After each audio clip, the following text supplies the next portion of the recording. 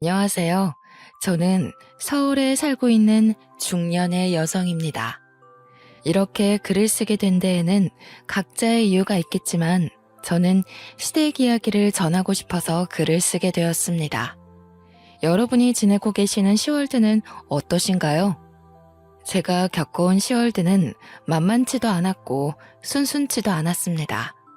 한마디로 유별나고 피곤하고 지치는 시월드였죠. 꽤 괜찮다고 생각했던 남편과 정반대의 시댁 식구들. 저는 이런 상황들을 결혼 도장을 찍고야 알게 되었습니다.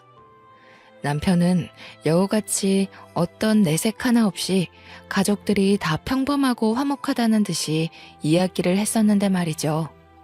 시댁은 왜 이렇게 저희들에게 시련을 안겨주는 걸까요? 곰곰이 생각을 한 지가 벌써 10년이 넘는데도 아직 답을 찾지 못했습니다. 혹시 답을 아시는 분이 계시다면 저에게 꼭 알려주시길 바랍니다. 제가 이런 상황이 펼쳐질지 처음부터 알았더라면 같은 선택을 하며 남편과 결혼을 했을까요? 저는 아닐 것 같습니다. 다른 선택을 했을 것만 같습니다. 그래서 저와 같은 결정을 내리지 말아달라는 부탁과도 같은 오늘의 사연입니다. 모두들 공감해주시며 즐겁게 들어주시면 감사하겠습니다. 제 남편은 작은 중소기업에서 일을 시작했습니다. 저는 남편이 다니고 있던 회사에서 남편보다 조금 늦게 입사하게 되어 회사 격리를 했었죠. 저와 제 남편 모두 20대 초반부터 쭉 성실하게 일만 해왔습니다. 각자 이전에 이성을 만났던 연애 경험도 적었더라고요. 그랬던 저희 둘을 모두 알고 있던 회사 사람이 중간 다리를 놓아줬습니다. 그렇게 저희 둘은 처음으로 만남을 가지게 되었습니다. 사실 그렇게 만나서 결혼까지 하겠어? 하는 마음으로 가볍게 나갔던 자리였는데 어떻게 사람 관계라는 게 정말 한 치 앞도 알 수 없는 것 같습니다. 그렇게 부담스럽지 않은 마음으로 나가게 된 자리에서 미래를 약속하는 남편을 만나게 될 것이라고는 상상도 하지 못했기 때문이에요. 서로 큰 기대가 없이 회사 사람의 부탁으로 나갔던 자리에서 의외의 호감을 가지게 된 저희 둘은 그 다음 식사 자리를 약속하고 헤어지게 됐습니다. 그렇게 저희는 연애라고 하기에는 너무도 짧았던 몇 번의 만남과 데이트라고 하기에는 너무 소박했던 식사 자리를 가지며 서로에 대해 알아가게 되었죠. 대화를 나누어 볼수록 남편은 지극히 평범한 가정에서 살아온 사람이었어요. 제가 당시에 20대밖에 되지 않긴 했었지만 평범하게 사는 것이 어떤 것보다 제일 어렵다는 생각이 들었었기 때문에 몇 번 만나면서 평범한 환경에 적당한 벌이, 남들 보기에 멀끔한 인상을 가진 사람이라는 것이 저에게는 메리트 있게 느껴졌습니다. 괜찮은 사람이라는 생각이 들었던 것이죠. 남편도 무던하면서도 쾌활한 제 성격이 마음에 들었다고 했습니다. 남편이 하는 어떤 이야기에도 방긋방긋 잘 웃어주는 사람이어서 특히나 좋았다는 이야기를 자주 했습니다. 그렇게 저희는 몇 번의 만남 후에 빠르게 상견례를 했어요. 저도 남편 쪽도 크게 미룰 것은 아니라는 의견이었던지라 생각보다 속전속결로 이루어지는 상황이 차라리 좋았네요. 어떤 일이 있을지라도 서로를 믿고 가정을 꾸려가자는 일념하에 어렵사리 모아온 적금도 깨서 저희 둘이 모은 자금으로 결혼식을 올리게 되었습니다. 정말 뿌듯했죠. 그리고 양가 부모님도 참 저희를 기특하고 대견하게 여기셨습니다. 우리가 모은 돈으로 결혼식을 올릴 수 있다는 것이 얼마나 뿌듯한 일인지 모르겠어. 내 주변 친구들만 봐도 각자 부모님께 손을 벌리는 일이 다반사더라고. 우리는 우리 힘으로 처음부터 해낸 거니까 정말 끝까지 잘 살아봐요. 그리고 적금은 아깝게 깨긴 했지만 이제 결혼하고 신혼생활하면서 다시 빠듯하게 모으면 될 테니 너무 걱정 말자고요. 그래. 그렇게 하자. 정인이 네가 그렇게 알뜰살뜰하게 지내온 줄 몰랐어. 정말 네 덕이 크지. 고마워. 우리 힘으로 이렇게 식을 올릴 수 있을 거라 생각도 못했는데 너에게 감사하지. 나랑 결혼해줘서 고마워, 정윤아. 네, 그렇습니다.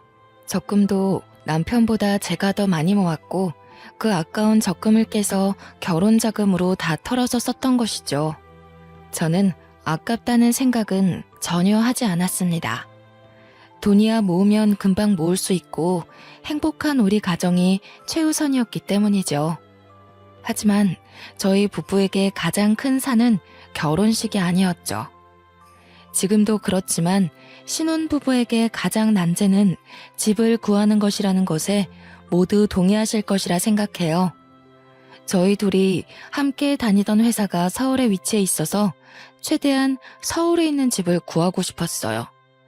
하지만 부동산을 몇 번을 돌아보고 발품을 팔아도 도저히 서울에서 집을 구하는 것은 어려운 일이더군요. 그래서 저희 수중에 있는 돈으로 가능한 곳을 찾다 경기도 지역으로 빠지게 되었습니다. 아, 여보, 어떡해 해요. 진짜 결혼식은 어떻게 올린다 해도 집이 도저히 안 구해지네. 집이 많아도 우리가 살 집은 없다는 것이 너무 슬퍼요. 어떻게 하는 게 좋을까요? 그래도 서울에서 집을 얻고 싶긴 한데 나중에 애들 교육도 그렇고. 고민이 많이 되기는 하지만 어떻게 생각해도 서울권 내에서 집을 구하기는 어려울 것 같고. 그렇지? 그러면 차라리 우리 집 근처는 어때? 경기도권인데 서울까지 올라오는데 지하철로 30분도 안 걸려. 그리고 혹시 나중에라도 우리가 돈 모으면 언제든 서울로 이사 갈 수도 있는 거니까 이게 제일 합리적인 방법일 것 같은데? 그렇게 저희는 시댁에서 가까운 곳으로 신혼집을 차리게 되었어요. 사실 조금 걱정도 되기도 했습니다. 저를 잘 아는 친정 언니들도 그렇게 시댁 식구들이랑 가까이 지내는 것이 괜찮겠냐고 저를 걱정하며 만류하기도 했죠. 하지만 시댁에서는 가까운 곳에 집을 얻었다고 잘했다고 기특하다며 도와주신 자금이 있었기 때문에 제가 불편할 것 같다는 이유로 그저 계획을 틀어버릴 수도 없었던 상황이었습니다. 아이고, 우리 세아가 예뻐라 예뻐. 어떻게 신혼집을 이쪽에다 구할 생각을 다 했대? 그래, 요즘 애들은 시댁이랑 떨어지려고 그렇게 난리라던데 우리 세아가는 얼마나 착해. 누가 먼저 말하지 않아도 이렇게 시댁 식구들이랑 잘 지내고 모실 생각도 하고 정말 대견해 며느라가. 그렇게 저희 부부는 평탄하게 신혼집을 구하고 평범하게 결혼식을 올릴 수 있었어요. 가정을 꾸리면서 행복하게 펼쳐질 우리 가정에 대한 상상을 하며 지냈던 시간이었습니다. 하지만 꿈과 현실은 분명히 달랐습니다. 시댁 어머님이 그렇게 평범하신 분이 아니더라고요. 상견례 자리에서나 결혼식을 준비하며 몇 번 만나 뵈었을 때 어머님의 모습은 진짜 어머님의 본 모습이라고 하기 어려운 가면을 쓴 모습이었어요. 사실 아직까지도 잘 모르겠습니다. 어머님께서 일부러 숨기신 것인지 낯을 가리셨던 것인지 말이에요. 우선 어머님은 말씀이 굉장히 강하신 분이었습니다. 억세고 드센 말씀을 아무렇지 않게 하시곤 했어요. 그리고 저희 부부가 살아가는 모든 과정이 못 믿었게 생각하셨어요. 저희 가정에 참견하시는 정도가 정말 도를 지나치다 못해 선이 없었습니다. 저는 우선 집에서 막내로 살아왔기 때문에 밥을 하거나 반찬을 다양하게 만들어 본 경험이 적었어요. 신혼 초에 그래도 남편 맛있게 밥을 지어주겠다며 요리 학원을 다니기도 했었지만 그 사실을 알게 된 어머님께서 도대체 음식을 돈 주고 배우면 얼마나 배운다고 당장 그만두고 CME 둬서 뭐하냐는 이야기로 혼을 내셔서 바로 그만두고 그날 이후로 어머님께 직접 요리를 배우고 있었습니다.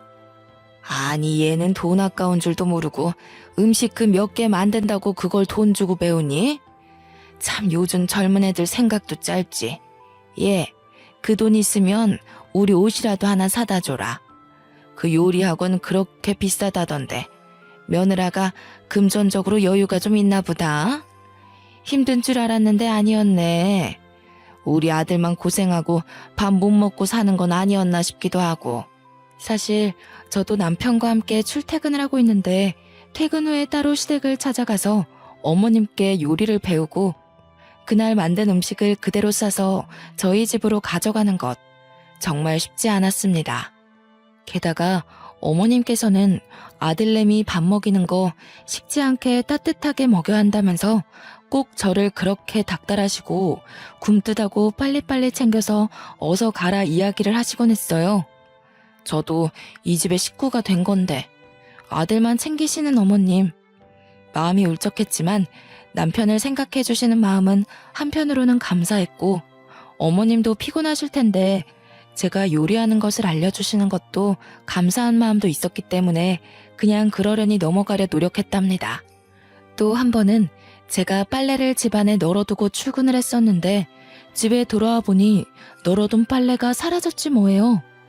이게 뭐지? 도둑이 든 건가? 싶은 마음에 너무 놀라서 남편을 붙잡고 큰일 났다, 도둑이 들었나 보다 이야기를 하며 집을 차근차근 봤는데 없어진 것은 오직 빨랫감이었습니다. 이게 뭔가 싶어서 설마 하는 마음에 옥상으로 향했네요. 저희 빨랫감들이 다 옥상에 다시 널려 있었던 것입니다. 너무 충격을 받은 저는 이게 무슨 상황인가 싶어서 넋을 놓고 있었는데 생각해보니 저희 집 열쇠를 가진 사람은 저와 남편뿐이었습니다. 남편에게 혹시 몰라 이야기를 했어요. 여보, 나는 다른 사람한테 열쇠 준 적 없는데 당신 혹시 다른 사람한테 열쇠 준 적 있어요? 그게 미리 말했어야 하는 건데. 남편이 그렇게 뜸을 들이며 하는 말이 더 가관이었습니다. 시댁 어머님께 열쇠를 카피해서 넘겨드렸다는 거예요. 그것도 제 의사도 묻지 않고 그냥 그렇게 넘겨드렸다는 사실이 참 놀랍고 기가 찼습니다. 아니 여보, 그게 무슨 소리야? 나한테 그런 이야기 한 적 없잖아. 그게 어쩌다가 그렇게 되어버렸네. 엄마가 우리 집 살림 좀 도와주겠다잖아. 도와주시겠다는 것을 싫다고 거절할 수도 없고 당신한테 말했다가는 당신이 팔짝 뛰면서 싫어할 게 뻔하고. 아니, 그렇다고 해도 나한테 아무 이야기도 없이 그렇게 마음대로 할 일이야 그게? 집 열쇠를 드리는 게? 드렸으면 드렸다고 나중에 말할 수 있었잖아. 도대체 여보는 나랑 사는 거야, 어머님이랑 사는 거야? 그렇게 저희 부부는 부부싸움이라는 것을 하게 되었습니다. 아주 자연스럽게 주로 시댁 문제로 말이죠. 저희 부부 사이 문제로 싸웠다면 억울할 것도 없습니다. 서로 고치고 서로 잔소리하며 맞춰나갈 문제이기 때문이에요. 하지만 예상치 못했던 시어머니의 참견은 끝이 없었어요. 가장 이해하기 어려웠던 사건을 소개해드리려 해요. 시댁과 가까운 곳에 신혼집을 차려서 이사를 갔음에도 주택에서 지내시던 시댁 어머님이 방을 내어줄 테니 집으로 들어오라는 말씀을 하셨습니다. 동시가, 며느라가, 어차피 이렇게 가까이 지낼 거 뭐하러 그 집서 고생을 사서 하니? 돈은 돈대로 나가고 그냥 우리 사는 집에 들어와. 방도 동식이 살던 방 하나도 안 치우고 그대로 있어서 며느라가 집만 챙겨서 몸만 들어오면 된단다. 같이 살면 얼마나 좋니? 밥도 오손도손 먹고 이야기도 많이 하고. 너희 직장 다니면서 피곤하지 않니? 애미가 되어서 밥 좀 차려주고 따스한 음식 먹이고 빨래도 하고 챙겨주고 싶어서 그렇지. 너희 고생 덜 시키려고. 어머님께서는 저희를 덜 고생시키고 더 배려해 주시려는 마음이시라고 하더군요. 하지만 저는 도무지 이해가 어려웠습니다. 시댁과 이만큼 가까이 지내게 된 것도 엄청난 고민 끝에 들어오게 된 것이기 때문이죠. 어머님께서는 어디까지 원하시는 것인지 들어와서 사시는 것까지 원하시다니. 달콤할 것만 같았던 신혼생활은 어느새 불편한 현실이 되었고 저희 부부는 끊임없이 삐걱거리며 부부싸움을 했었죠. 여보, 어머니 얘기는 이해가 되긴 하지? 어떻게 생각해? 맨날 부정적으로 생각하지 말고 대화를 해보자, 이성적으로. 아니, 내가 이성적이지 않다는 이야기야? 그리고 대화를 시작하기도 전에 내가 부정적이라는 이야기를 못 박아버리면 내가 무슨 이야기를 어떻게 하라는 거야? 우리 결혼한 지 얼마 됐어? 10년이 된 거야? 20년이 된 거야? 아직 신혼이잖아, 우리. 어머님 댁에 가까이 지내는 것만으로도 충분히 스트레스 받으면서도 감사하게 잘 지내고 있는데 내가 어떻게 더 양보하라는 거야? 그래, 당신 마음이 서운한 거야, 알겠어. 그거 모르겠다는 거 아니잖아. 어머니가 왜 들어오라고 하시겠어? 거리도 가깝고 어머니가 왔다 갔다 하시면서 우리 집안 살림 도와주시고 밥 해주시고 그러면서 전셋집 살아갈 바에 그 돈은 빼서 우리 비상금으로 갖고 있고 나중에 더 좋은 집 사면 되잖아. 생활비도 아끼고 엄마 밥 먹고 얼마나 좋아? 퇴근하고 편안하게 쉴 수 있는 거잖아. 우리 지금 퇴근하고 얼마 못 쉬고 집안일 하다가 지쳐서 자잖아. 이게 뭐야? 아니 그래서 어머님 댁으로 들어가겠다고? 귀엽고 그러시겠다는 거지? 부부싸움을 하는 것도 지치는데 남편은 진짜 남의 편인지 뭔지 자기 엄마 편을 그렇게 들어대는 것이었습니다. 아니 신혼인데 적어도 이 짧은 시기만이라도 제 편을 들어줘야 하는 게 맞지 않나요? 남편 꼬락서니가 너무 화가 나고 열이 받았어요. 남편은 계속 시댁 어머님께서 당신 생각이 분명히 있어 불렀을 거라며 끝까지 엄마 편을 드는 거예요. 저는 그래 좋다, 네 맘대로 해라 하는 심보로 화가 나서 친정언니네로 피신을 했어요. 언니, 나 진짜 너무 힘들어. 도대체 시댁이란 게 원래 이런 거야? 이렇게 피 말리는 게 시댁인가?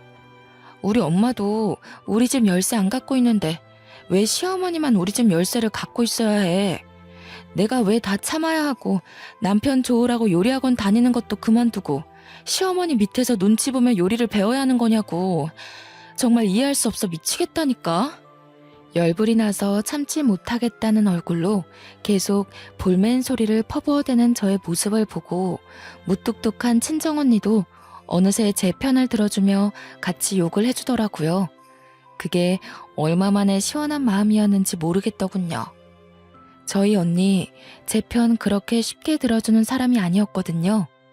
결혼할 당시에도 어떤 살림살이도 보태준 것 없이 혼자 힘으로 해야 끝까지 씩씩하게 잘 사는 것이라며 덕담만 해주었던 언니였기 때문이에요.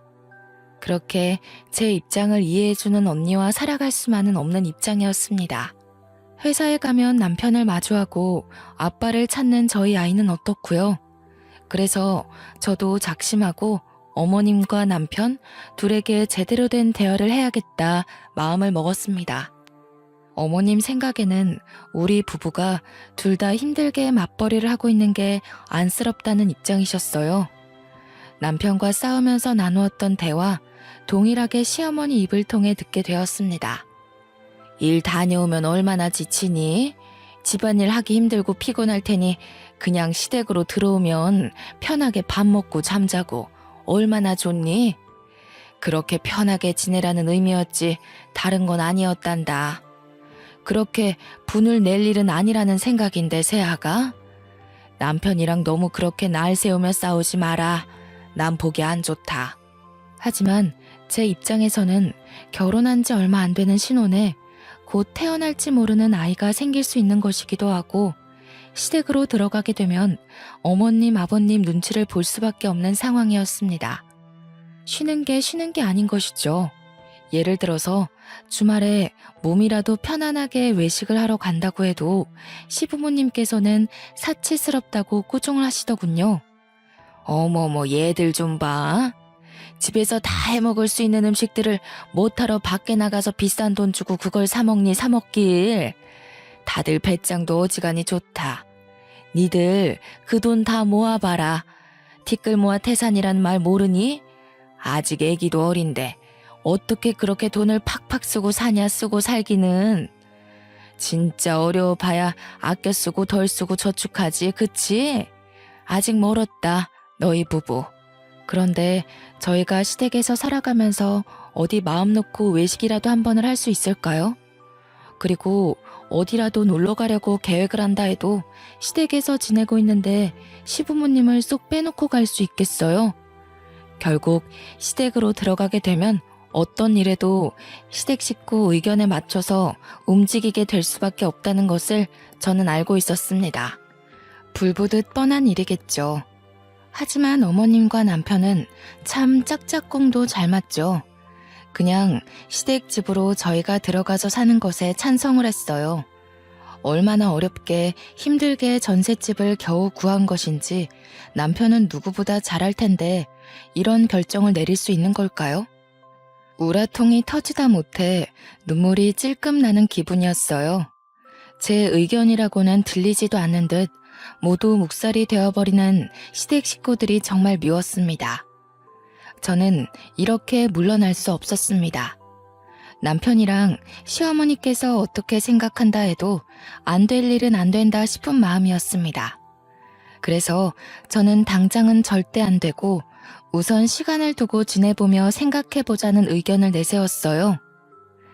저는 도저히 절대 용납이 안 되고 납득도 안 됩니다, 어머님. 저희가 어머님 댁에 찾아뵙지 않는 것도 아니고 살림을 그렇게까지 못나게 하는 것도 아니지 않나요? 밥도 잘해 먹고 빨래도 알아서 잘해요. 저희가 알지 못하는 어머님의 완고한 기준이 있으시다는 거 잘 알겠어요. 그렇지만 저희 부부는 저희 두 명이서 해결해야 하는 문제라고 생각해요. 어머님 댁으로 들어간다고 해서 피곤했던 게 안 피곤해지고 치우던 걸 안 치운다는 것은 말이 안 되는 것 같습니다. 어머님, 안 됩니다. 저는 당장엔 절대 못 들어갑니다. 같이 가야 하는 제가 이렇게 완강하게 반대 입장을 보이니 남편도 시어머니도 주춤하는 모습이 있었습니다. 제가 여태 한 번도 이렇게 강하게 시어머니께 반대 의견을 보였던 적이 없었기 때문이었겠죠. 그렇게 다행히도 제 뜻대로 시댁과 가까운 문제의 신혼집에서 생활을 몇 년간은 이어갈 수 있었어요. 바로 아이가 생겼기 때문입니다. 아이를 임신하고 출산하는 과정에서는 시부모님도 어쩌지 못하시고 이사와라 들어와라 같이 살자는 말씀이 전혀 없으시더군요. 저는 아이를 무사히 출산했습니다. 그리고 아이가 커가는 모습에 까르르 웃어주는 그 얼굴에 그간 받아왔던 스트레스도 단번에 풀렸어요. 저는 그렇게 아이를 바라보며 행복하게 살아갈 수 있을 거라 생각했었죠. 하지만 그렇게 강했던 어머님은 어디 가신 것이 아니었습니다. 어머님 친구분 중에 한 분이 다단계를 하신다는 것은 익히 들어와서 알고 있었던 사실이었습니다. 어머님과 굉장히 친했던 친구분이었는데 그 길로 빠졌다며 뒷이야기를 많이도 하셨기 때문에 알고 있었어요. 에이구, 그 바보 같은 순자. 나랑 국민학교 같이 다닐 때부터 그렇게 바보 같은 구석이 있었는데 나 이럴 줄 알았다니까. 다단계 빠졌다는 얘기는 애초에 했었지? 그래, 그거 말고 또 하나 더 시작했다네. 바보 천치도 그런 바보 천치가 없어요. 인생 그렇게 낭비하지 말라고 그렇게 말려도 애가 말을 들어야지. 원참. 지 인생 그렇게 쉽게 말아먹는 것도 능력이다, 능력이야. 난 그냥 손들라고. 순자, 내가 아무리 뭐라 해도 안 들어. 그렇게 순자라는 친구분 욕을 많이 하셨던 시어머니셨죠. 하지만 한순간 태도가 180도 바뀌시더라고요. 사람이 그럴 수 있나 싶을 정도였습니다. 어머님이 어느 순간 다단계에 빠지셨던 것이었습니다. 친구분 중에 순자라고 하시는 분이 새로 시작했다고 하는 그 사업에 같이 뛰어드셨던 것이었습니다. 하지만 어머님께서는 그 일이 다단계라는 사실을 전혀 인식하지 못하셨죠. 아니, 내가 그렇게 순자 욕을 했었는데 내가 미쳤었지. 순자 좋은 일 하고 있더라고. 무슨 사회공헌? 그런 것도 하고 돈을 겁나게 쓸어 모으던데 알고 보니 누이 좋고 매부 좋은 그런 일을 하고 있더라고. 나도 돈 벌고 순자도 돈 벌고 같이 돈 벌고 같이 부자 되는 그런 일이었어. 진짜 내가 멍청했지. 나쁠 게 하나 없는 괜찮은 일이었는데 이제야 시작하다니 아이고 아까워라. 이런 말씀을 하시면서 은근히 투자에 대해 말씀을 하시는 것이었습니다. 시작은 이미 하셨는데 더 나은 투자를 받아서 파일을 키우고 제대로 해보고 싶으시다는 것이었습니다. 그러면서도 저희 부부에게 투자금을 조금만 빌려달라고 하시는 거예요. 저는 당연히 결사반대했습니다. 어머님께 그런 식으로 말씀드리면 안 되는 것은 알고 있었지만 직설적으로 다단계에 대해 안 좋은 이야기를 직접 말씀드렸고요. 어머님, 지금 무슨 일을 하고 계신지 알고 계세요? 그 좋다는 거 다단계예요, 다단계. 다 허울만 좋은 사업이지 다단계라고요, 어머니. 어머님 친구분이 다단계 하신다고 그렇게 욕하시고 미워하고 걱정하셨던 건 생각 안 나세요? 그런데 어떻게 이렇게 갑자기 투자까지 위험하게 하시면서 다단계를 해보시겠다는 거예요? 정신 차리세요, 어머님. 진짜 저희 집안 다 말아먹으면 어머님께서 책임지실 수 있으세요? 있는 재산 없는 재산 다 눈앞에서 한순간에 사라질 수 있는 심각한 일이에요, 어머니. 진짜 그만하셔야 해요. 저는 남편에게도 호소를 했어요. 어머니께서 다단계에 빠지신 것 같으니 어서 그만두시라고 해야 한다고 말이죠. 사실 초반에야 누구든 호기심으로라도 시작을 할 수 있다고 생각해요. 하지만 나중에 되어서는 내가 감당할 수 없는 눈덩이처럼 빚이 불어나기 마련이죠. 그렇기 때문에 더욱 빠져나오기 어려울 것이 뻔했습니다. 그래서 제발 어머니께 그만두고 나오시라고 말려야 한다는 이야기를 했어요. 제가 이렇게까지 치를 떨며 절대 반대하는 데에는 사실 이유가 있었어요. 남편에게는 차마 말하지 못했던 저희 집안의 치부였어요. 친정 식구 중에서도 다단계 빚 때문에 그렇게 고생을 했었기 때문에 저는 다단계라 하면 정말 끔찍했습니다. 아무리 좋고 이득만 보는 일이라고 해도 사실 그런 일이 이 세상에 존재하지 않을 뿐더러 엇비슷하게 그런 일일 수 있더라도 위험성이나 리스크가 있을 수밖에 없는 일이겠죠. 다단계, 그 끝을 너무도 잘 알고 있었기에 정말 시어머니는 어떻게 해서든 뜯어 말려야겠다는 생각뿐이었어요. 하지만 어머님은 제 이야기를 듣지 않으셨습니다. 귀담아 들어주시기는커녕 무시한 것에 가까웠죠. 제1금융권에서 끌어오기 어려운 자본들을 사채를 통해 모았고 주변 지인들한테까지 손을 뻗치고 투자금을 마련했습니다. 그렇게 여기저기서 끌어모은 돈은 억대가 넘어가는 큰 돈이었습니다. 그 큰 돈을 다단계 회사에 그렇게 쉽게 갖다 준 것이었죠. 저는 정말 화가 머리끝까지 나서 미쳐버릴 것 같았어요. 하지만 남편은 의외로 아무렇지 않게 행동했어요. 뭔가 이상하다 싶은 마음에 저는 계속 떠보고 물어봤네요. 여보, 어머님 다단계인 거 알고 있는 거 맞지? 그걸 알고도 어떻게 그렇게 천하태평이야? 말이 안 되잖아, 여보. 그거야 알고 있지. 어떻게 모를 수가 있겠어? 그거야 그런데 내가 침착한 게 뭐가 문제 있는 건지는 모르겠네. 아니 여보, 어머님 다단계 더 깊게 하시기 전에 뜯어 말려야 할 거 아니야. 나만 마음 급하고 미칠 것 같은 거야? 이러다가 시댁 어르신들 살고 계시는 집도 날아간다니까? 다단계 그렇게 쉽게 볼 일 아니라고 정말로. 아무것도 아니라는 태평한 태도를 문제 삼으며 뭐 어머님이랑 둘이 비밀스러운 이야기가 오고 간 건 아니냐고, 도대체 내가 알지 못하는 뭐가 있는 건지 똑바로 말하라고 남편을 쪼아댔어요. 끊임없는 추궁 끝에 나온 이야기는 더욱 충격적이었죠. 사실 어머니께서 남편에게 조금만 도와달라고 손을 뻗으셨고 남편은 수중에 돈이 없었지만 만들어내서라도 빌려드린 것이었습니다. 그것도 아이들 교육자금으로 우리가 차곡차곡 어렵사리 모아온 적금을 깨서 드린 것이었습니다. 진짜 내 남편이 갈 때까지 갔나 싶더라고요. 마마보이여도 이렇게 사리분별 하나도 제대로 못하는 마마보이가 있다니 뚜껑이 열리는 기분이었습니다. 머리에 스팀이 가라앉지를 않았어요. 저희 부부 둘 다 그렇게 벌이가 넉넉하지도 않고 어렵사리 쪼개고 쪼개서 생활비 덜 쓰고 덜 먹으며 미래를 위해 모아온 돈들인데 어떻게 그렇게 쉽게 어머님께 내어드릴 수 있는 걸까요? 아프시거나 급하게 일이 생기신 것도 아니고 이 돈을 시어머니 다단계 투자금에 드리는 것이 최선이었을까요? 저는 도무지 이해할 수 없었어요. 믿기지도 않았습니다. 저는 남편에 대한 신뢰가 와장창 모조리 깨져버렸어요. 어머님이 다단계에 깊게 빠지시면서 끊임없이 돈을 더 필요로 하셨죠. 사채업자로부터 독촉이 심해졌던 것도 그 시기였습니다. 그러다가 저희 부부에게까지도 사채업자가 쫓아와서 돈 갚으라고 난리치는 상황이 벌어지게 되었습니다. 저희 아이들에게만큼은 이런 모습을 정말 보이고 싶지 않았던 것인데 말이죠. 아이들도 상황을 알아버리게 되었고 뭐가 뭔지 알지도 못하면서 싸늘하고 차가운 분위기에 험악한 아저씨들이 소리를 꽥꽥 질러대는 통에 아이들은 그저 자지러지게 울더군요. 제가 걱정을 했던 일이 터지게 되었어요.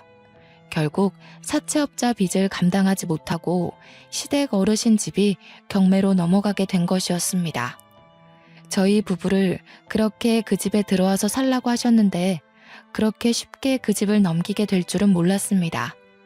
시댁 쪽도 그렇게 부유하지 못해서 사실 가진 재산이라고는 그 주택 하나였던 것으로 알고 있었는데 그렇게 팔렸으니 정말 시부모님께 남은 거라고는 저희 부부밖에 없었습니다. 다른 자식들은 도대체 뭐하고 있냐 궁금해하실 것 같아서 말씀을 드려볼게요. 저희 남편은 두 형제 중에 첫째입니다. 그래서 시부모님께서 싸고 들고 같이 살기를 원하셨던 것이었고요. 그리고 막내 동생은 대학교를 나오지 않고 노래로 성공하겠다며 배짱이처럼 노래만 부르며 지내는 중입니다. 돈이라는 것을 자기 힘으로 벌어본 경험이라고는 없는 분이었죠. 그렇게 시부모님께 붙어서 생활비 아끼며 살아갔던 것이었습니다. 상황이 이렇기 때문에 시부모님이 기대실 곳이라고는 저희 집뿐이었던 것이죠.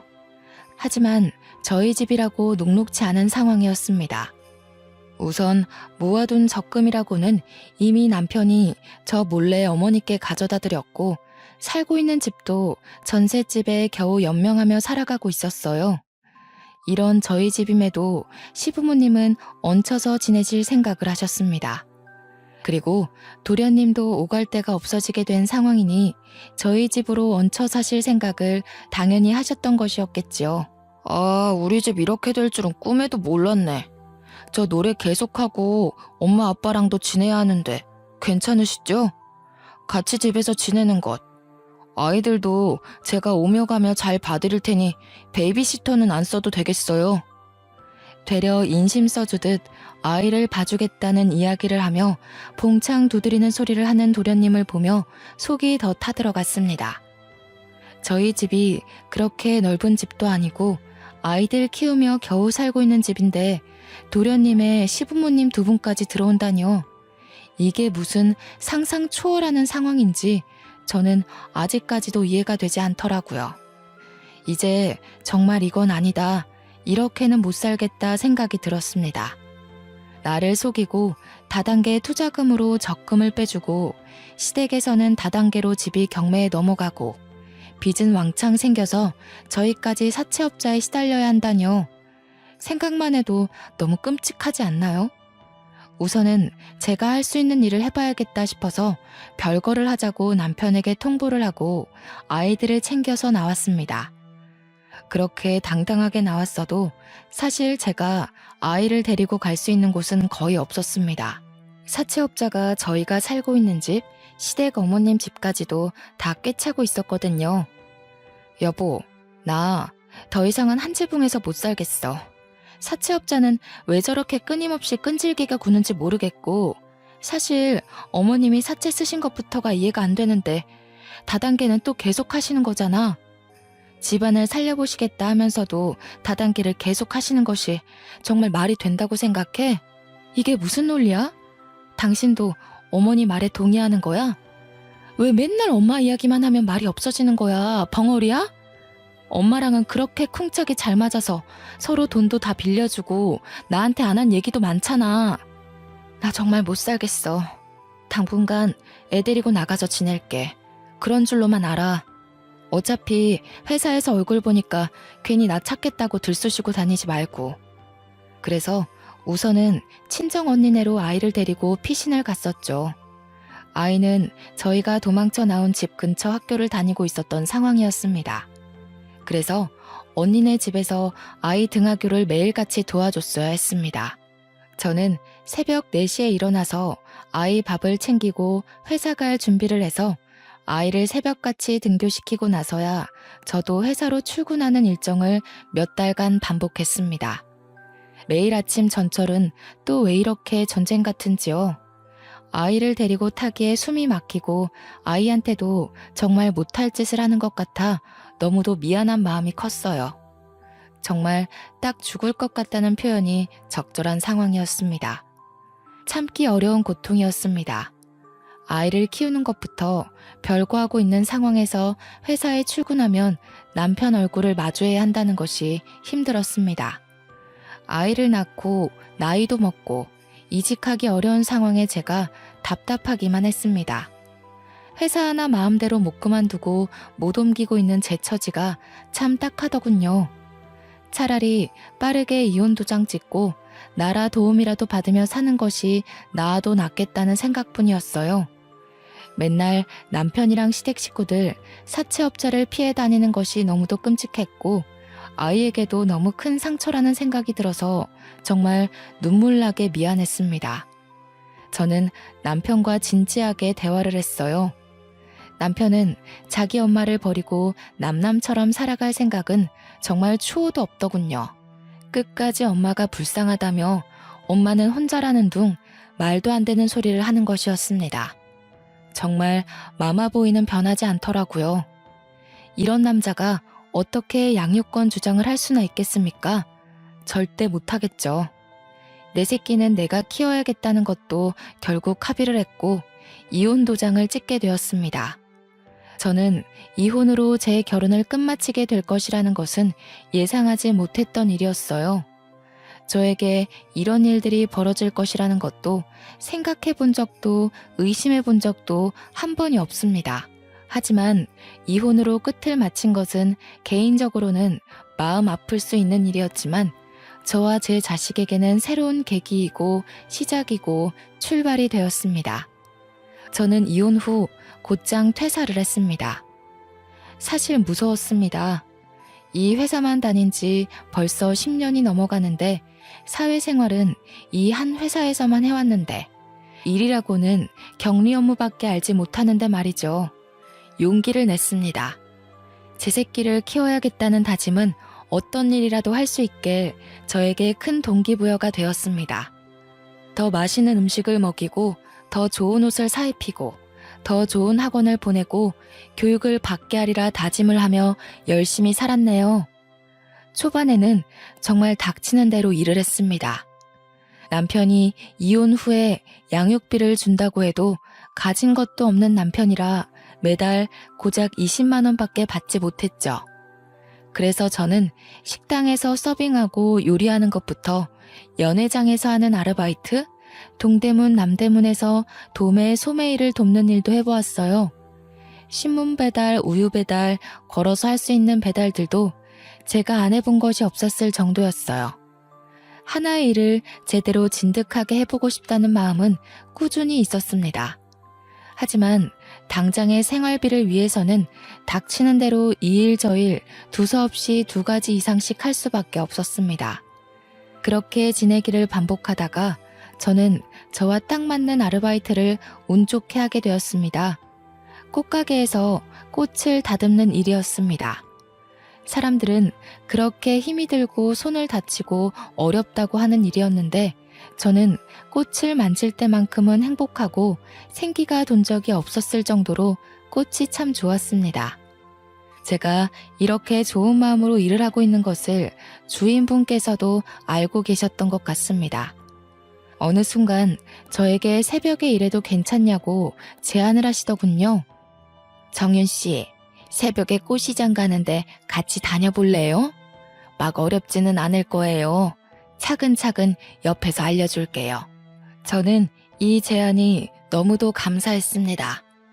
아이를 키우면서 더 이상 투잡, 쓰리잡은 어렵겠다 싶었는데 제가 일을 하던 꽃집에서 그것도 제가 가장 원했던 일을 더 배우면서 장사를 할 수 있는 것이 행복했습니다. 그렇게 꽃가게를 운영하는 방법을 하나하나 배우고 제 것으로 만들어 갔습니다. 생각보다 꽃을 다루는 것은 섬세하고 예민한 일이어서 아무나 맡지 않는다고 하는데 저는 꽃을 다루는 일이 섬세하고 예민해서 좋았습니다. 제가 다루는 대로 다루어지고 물을 주면 주는 대로 싱싱해지고 어떻게 잎사귀와 줄기를 자르고 어떤 꽃과 어떤 꽃을 곁에 두는지에 따라 분위기가 달라지는 그 성취가 참 좋았습니다. 하지만 안타까운 일이 생겼어요. 의지했던 사장님께서 몸이 편찮아지신 것이었죠. 그렇지만 위기가 기회로 찾아왔습니다. 그 가게를 저에게 인수해 주시겠다는 것이었죠. 그것도 따로 값을 치르지 않고 말이에요. 제가 지극정성으로 가게를 운영하고 아르바이트라고는 하지만 누구보다 열심을 내는 모습과 새벽에 어떤 일이 있어도 늦지 않고 일을 함께 해준 것이 고맙다며 저에게 가게를 맡기시듯 넘기신 것이었습니다. 저는 너무도 얼떨떨하고 몸이 아프신데 이렇게 넘겨주셔도 괜찮나 사장님이 걱정이 되었어요. 하지만 사장님은 이미 노후 자금도 넉넉히 챙겨두셨고 자식들도 자기 밥벌이하고 보험도 꽤 괜찮게 들어둬서 현재로서는 걱정이 크게 없다고 하시더군요. 아껴가며 운영했던 가게가 사라진다면 그게 더 큰 상실감으로 올 것 같다고 가게를 저에게 맡겨주신다는 이야기를 전하셨어요. 그렇게 저는 밤낮 없이 꽃가게 포장과 배달 일까지 했어요. 동네에서 꽤 입소문난 잘나가는 꽃가게 사장님이 되었죠. 백만장자는 아닐지라도 남편과 살며 눈칫밥 먹고 매일 울며 살았던 때보다 지금이 수천 배, 수억 배 행복하고 마음이 편안합니다. 저에게 결혼은 인생에서 정말 생각지 못했던 드라마 속에서만 보던 일들을 직접 겪을 수 있었던 경험치를 쌓을 수 있었습니다. 누군가에게는 축복과 같고 행복 그 자체일 것이라고 생각해요. 그리고 저는 그들을 보며 솔직하게 부러운 마음을 감추기가 어렵더라고요. 저도 행복하고 건강한 결혼 생활을 꿈꿔왔던 사람 중에 하나이기 때문입니다. 하지만 사람을 만나게 된다면 절대 가볍게 생각하지 마시고 천천히 그 사람의 내면까지 꿰뚫어보는 능력을 키워가야 한다고 생각해요. 사람은 결국 본성이 드러나기 때문이죠. 사실 콩깍지가 크게 씌어 있으면 다른 사람들에게는 보이는 점들이 우리에게는 눈 가려 보지 못하기도 해요. 하지만 저희 각자의 미래를 위해서 그리고 나 자신을 다치지 않게 보호하기 위해서라도 꼭 결혼 상대에 대해서는 신중에 신중을 가하는 것이 최고라는 생각이 듭니다. 그리고 저는 결혼 전에 제대로 해보지 못했지만 시댁 식구들과 합도 중요하니 가족들과의 만남도 가져보는 것도 괜찮은 방법 같네요. 모두들 저 같은 마마보이 절대 만나지 마시고 행복하게 꽃길만 걸으세요. 이야기 들어주셔서 감사합니다. 좋은 하루 되세요.